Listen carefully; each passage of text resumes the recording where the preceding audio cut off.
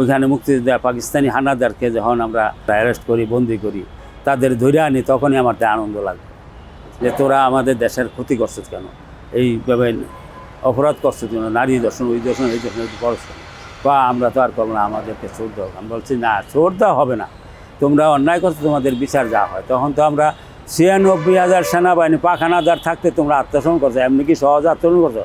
৭১ সনে ২৬শে মার্চের আন্দোলনের পরে যখন মানুষ ঐতিহাসিকভাবে পাখানাদাররা মারা শুরু করছে, তখন দেখলাম যে আমার সাথের অনেকেই মুক্তিযুদ্ধে যাইতেছে, আমিও তার সাথে গেলাম। প্রথমে ১৯ জন নিয়ে গেছি, ওদের নিয়ে আর আগাইতে পারিনি, গোলাগুলি পড়ছে দাউদকান্দি সেন্টারে যাওয়ার পরে। তারপর ওই চান্দিনাতে এই গোলাগুলি আগাইতে পারি নাই, পরে ওইখান থেকে আইসা পড়লাম, আইসা আবার বাড়িতে রইলাম কয়েকদিন। তারপরে আবার হঠাৎ একদিন সুযোগ পাইলাম, ৬ জন মিলে আমরা মুক্তিযুদ্ধে গেলাম। রাত্রে মাগরিব এসার পরে নৌকা যোগে যাইলাম, দাউদকান্দি গিয়ে নামলাম, দাউদকান্দির থেকে কংসনগর হইয়া নদীর ওই পারে গিয়া, তারপরে নৌকা হাঁটা গিয়া অনেক দূর হাঁটছি, হাঁটার পরে নৌকায় আমরা গেলাম বক্সনগর যাইয়া ইন্ডিয়াতে ঢুকলাম আগরতলা ক্যাম্পে। ওইখান থেকে আমাদেরকে নিয়ে গেল ইন্ডিয়ার দুর্গা চৌধুরীপাড়া বলে, দুর্গা চৌধুরীপাড়া। ওইখানে আমাদের ২০০০ মুক্তিযোদ্ধা কমপ্লিট ওই দাঁড়াইলাম, 2 কোম্পানি। তারপর আমাদের বাছাই করে নিয়ে গেল আসাম ক্যান্টনমেন্ট, বিরাট বড় ক্যান্টনমেন্ট। ওই ক্যান্টনমেন্টে যাওয়ার পরে আমাদের ট্রেনিং হলো ২২ দিন। ট্রেনিং হওয়ার পরে আমাদেরকে প্রথম পাঠাইলো সিলেটে, জকিগঞ্জ, তারপরে এই সুনামগঞ্জ, এগুলিতে যাইয়া আমরা অনেক অপারেশন করলাম, গায়ের রূপ পরিবর্তন করলাম গাছের পাতা দিয়ে। খানাদার বাহিনীরা আসতে আছে, যাইতে আছে, হঠাৎ ওরা বলে মুক্তি কাহে কুছ নেই মালুম হতা হে। তখন আমরা সবাই রেডি, একজন এক জায়গায় আছি। তখন দেখি যে তারা আমার সামনে দিয়ে যাইতে গেছে, 10 গজ দূরে গেছে, আর আমি ব্রাশ ফায়ার করে পিছের থেকে ওদের 20 জন হালাই দিলাম গুলি করে। তারপরে ওদের লাশ হালাই দিয়ে ওদের অস্ত্র নিয়ে আসলাম। নিয়ে আসার পরে তারপরে আবার মেলাঘর আইসা পড়লো, শালদা নদীর পাড়ে। সন্ধ্যাবেলা সারাদিন বৃষ্টি হয়েছে, সন্ধ্যাবেলাও বৃষ্টি হইতেছে, তো ওরা উপার থেকে গালাগালি করে পাখানাদাররা, আমরা এপারে আসি। তখন করছি কি, আমরা কলার ঠোঙ্গা দিয়া মোমবাতি জ্বালায়া পানি ছাড়িয়া দিয়ে যাইতে আছে, মাঝে সামনে একটা পাতিল দিছিলাম, পাতিলটার উপর যখন গুলি রাজে ঠুসকার শব্দ হয়েছে, তখন ওরা আরও গোলাগুলি। আমরা চুপ করে বসে বসে দেখতে আসছি।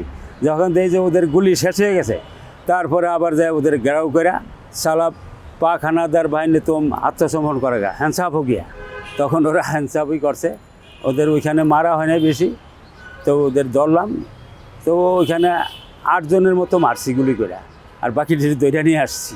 এটা মাসটা হলো ওই সময় জুলাই মাসের দিকে। আমার মুক্তিযুদ্ধের অংশগ্রহণ তো 16 ডিসেম্বর পর্যন্ত আমাদের মুক্তিযুদ্ধ চলছেই।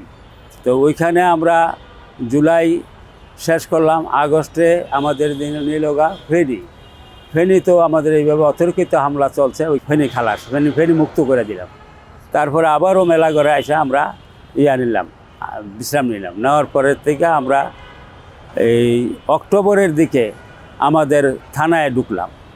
আমাদের থানা মতলব উত্তর, নৌকা যোগে ওই সময় নৌকা দিয়ে যাইতে হয়, জায়গায় যায় বসা। তো আমাদের সাইড পড়লো 60 নল টু চাঁদপুর কানুদি বলে, ওইখান পর্যন্ত। তো এইটাকে আমাদের এরিয়া ছিল। আমরা মতলব থানার 5টা ভাগ করে নিছি, 5টা সেক্টর। তো আমাদের সেক্টর হলো নদী এলাকা। ওরা গানবোর্ডা ডেলি আসতে আছে, যাইতে আছে, আর গুলি করতে আছে। তা আমরা শব্দ জবাব দিন, আমাদের নামলে আমরা ওদেরকে, এখন আমাদের তো আর্মস কম, ওদের তো হলো গানবোর্ড ভর্তি। তো যখন দেয় যে ওরা করে, তখন দূরত্বে মাঝে মাঝে এদের ফাঁকাও দেয়, তো ওরা গোলাগুলি শুরু করে। তা আমরা চুপচাপ থাকি। 16 ডিসেম্বর সকাল 8টায় আমরা শহরমালি ছিলাম, চাঁদপুরের শহরমালি। ওই দিক দিয়ে বিমান যখন হামলা দিল, বিমান উপর থেকে হামলা ছাড়ছে, আমরা নিচে আছি, 2 গানবোর্ডের সেনাবাহিনী সব লাফাই পানি করে মরে গেছে, এটি আর উঠতে পারে নাই। তা আমরা আর কী করবো, ওইখানে কিছু রাজাকার ছিল, ওদিকে দইরা আবার আমাদের থানায় নিয়ে আসলাম। তাই আমরা আছি এইভাবে। এরপরে আমাদের শেষ হইল, আর আমরা চাঁদপুর আমাদের মিলিশিয়া ক্যাম্প গঠন করলো, ওইখানে যে আমরা অস্ত্র জমা দিলাম। 4 ডিসেম্বর আমার থানা যেই পাঞ্জাবি ছিল, পাকিস্তানিরা ছিল, ওরা আগেরতে ছিল। যখন আমরা 4 ডিসেম্বরে রাত্রে আমরা ওদের ক্যাম্প দখল করবো, ফাঁকা পুরা থানা, ওরা বিকালবেলা চলে গেছে। দেশ স্বাধীন করছি, এখন তো আমরা মুক্ত, সরকার যেভাবে চালায় আমরা তো ওইভাবেই আছি, মুক্তিযোদ্ধা হিসাবে সর্বসময় সর্বশক্তিতে আছি। তো আমাদের বলছে যে আপনারা যার যে কাজ নেই, আমি তো স্কুল লেখাপড়া করি মাত্র 9-এ ওই সময় 9-এ লেখাপড়া করি, যার যে স্কুলে গিয়া চললাম, স্কুলে ঢুকলাম, স্কুলে লেখাপড়া করলাম, মেট্রিক পরীক্ষা দিলাম 71 সনের 72 সনের পরে আমরা 73 বেসে পরীক্ষা দিলাম, পাশ করলাম। 74-এ যখন বাংলাদেশ সেনাবাহিনীরা অভিযান চালাইছে তখন আমার দর্শার আমি জিজ্ঞাসা করি আপনারা আমাকে কেন অ্যারেস্ট করতেছেন বলেন, অ্যারেস্ট করে না মানে করার মতো ভাব। তখন এরা বললো যে আপনার এলাকায় দুষ্কৃতী লোক কারা আছে। আমি কি দুষ্কৃতী লোক যারা আছে এটি তো পলাতক, এখন যদি ধরতে বলেন তাহলে আমরা চেষ্টা করতে পারি। বলে আপনার হাতিয়ার কো, আমি হাতিয়ার তো আমরা জাতীয় মিলিশিয়া ক্যাম্পে চাঁদপুর জেলায়, ওই সময় চাঁদপুর মহকুমা ছিল, ওইখানে আমরা ডিসির কাছে জমা দিয়ে দিই। 71-এ সেনাবাহিনীরা আমাদের অনেক হয়রান করাইছে, বাংলাদেশ সেনাবাহিনীরা মুক্তিযুদ্ধে। তো আমরা কই দেখেন, আমি বলছি যে দেখেন আমি কোনো মুক্তিযুদ্ধে গিয়া কোনো ডাকাতিও করি নাই, সন্ত্রাসীও করি নাই, কারো চাঁদাবাজিও করি নাই।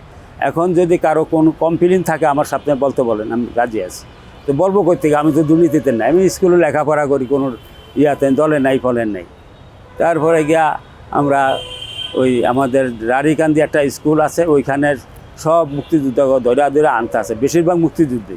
তো এটির বিরুদ্ধে রিপোর্ট আছে, হেরা বিভিন্ন এলাকায় সন্ত্রাস করে, মারামারি করে। আমরা বলছি দেখেন আমাদের এলাকায় মুক্তিযুদ্ধের এরম কেউ নাই, যদি কেউ অস্ত্র হাতিয়ে রাখা থাকে আজানতে আমরা সামনে পড়লে জানলে আমরা ধরাই দিন।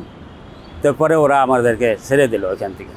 ওই সময় সম্মান এরকম কিছু কারণে 16 ডিসেম্বর আমরা একটা অনুষ্ঠান করতাম, আর আমাদের চাঁদপুর জেলাওয়ারি আমরা 12 জুলাই থেকে শুরু করতাম, একটা করতাম আর কি, মেলা, মুক্তিযুদ্ধ মেলা করতাম।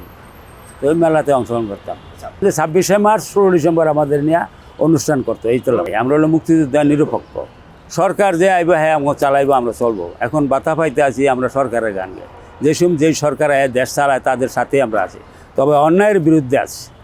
দেশের বিরুদ্ধে যারা অন্যায় করবো তাদের ছাড় দেব না। যখন আমরা সিলেটে, ফেনী, তারপর কুমিল্লায় এগুলি যখন অংশগ্রহণ করি, ওইখানে মুক্তিযুদ্ধ পাকিস্তানি হানাদারকে যখন আমরা অ্যারেস্ট করি, বন্দি করি, তাদের ধরে আনি, তখনই আমার আনন্দ লাগে যে তোরা আমাদের দেশের ক্ষতি করছিস কেন, এইভাবে অপরাধ করছিস কেন, নারী দর্শন, ওই দর্শন, এই দর্শন করছ বা আমরা তো আর করবো না, আমাদেরকে ছোট দাও। আমি বলছি না, ছোট দেওয়া হবে না, তোমরা অন্যায় করছো, তোমাদের বিচার যা হয়। তখন তো আমরা 96,000 সেনাবাহিনী পাখানাদার থাকতে তোমরা আত্মসমর্পণ করছো, এমনি কি সহজ আত্মসমর্পণ করছো? আমাদের ক্যাসকা মাইরের ঠেলায় তোমরা আত্মসমর্পণ করছো। তোমাদের নৌপথ বন্ধ করে দিয়েছি, স্থলপথ বন্ধ করে দিয়েছি, বিমান পথ বন্ধ, যাইবা কোন দিক দিয়ে, যে দিক দিয়ে যাবে ওই দিক দিয়ে আমরা তোমাদের উড়াই দিই, ধ্বংস করে বোমা মাইরা। অস্ত্র দিয়ে তাদের মোকাবিলা করছি, দেশ স্বাধীন করছি। স্বাধীনের পরে আমাদের সব মুক্তিবাহিনীরা যখন আবার এই সরোয়ার্দী উদ্যান মিলিত হইলাম সম্মিলিতভাবে, ওই সময় আমাদের আনন্দ ছিল বেশি। তারপরে বললো যে বঙ্গবন্ধু যার কাজে সে যাও, আমি ভবিষ্যতে দেখি কতটুকু তোমাদের করতে পারি। হ্যাঁ, তো আর করার সুযোগ পায় নাই কিছু। রক্ষী বাহিনী আইলো, লাল বাহিনী আইলো, এরা অনেক হামলা টামলা চালাইলো, আমরা ওই সময় নীরব। তারপরে এরা যখন বিদায় নিল তখন তো মেজর জেনারেল জিয়াউর রহমান আইলো চিটাং কালুঘাট থেকে বেতারগঞ্জতে বলছে যে বাংলাদেশ চিটাং অঞ্চল সম্পূর্ণ মুক্ত। তারপরে দেশ স্বাধীন হওয়ার পরে যে বললাম লেখাপড়া করছি, তারপর দেখি যে দেশে আমাদের বিরুদ্ধে অনেক ষড়যন্ত্র করলাম, তখন আমি বাইরে দিয়ে চাকরিতে ঢুকলাম, সরকারি চাকরি। এমন কোনো আশা পূর্ণ হয় না, আমার ছেলে মেয়েকে চাকরি দিতে পারেন নাই, এরা মুক্তিযুদ্ধের কোঠায় লোক নিতে আছে। আমি চাঁদপুরে গেলাম নৌবাহিনীতে, আমার বড় ছেলেটা যে সাংবাদিক, এরা দেওয়ার জন্য এরা এক নৌবাহিনী আরেকজনে দেখা যায়, আরেকজনে হেগুলি নেয়।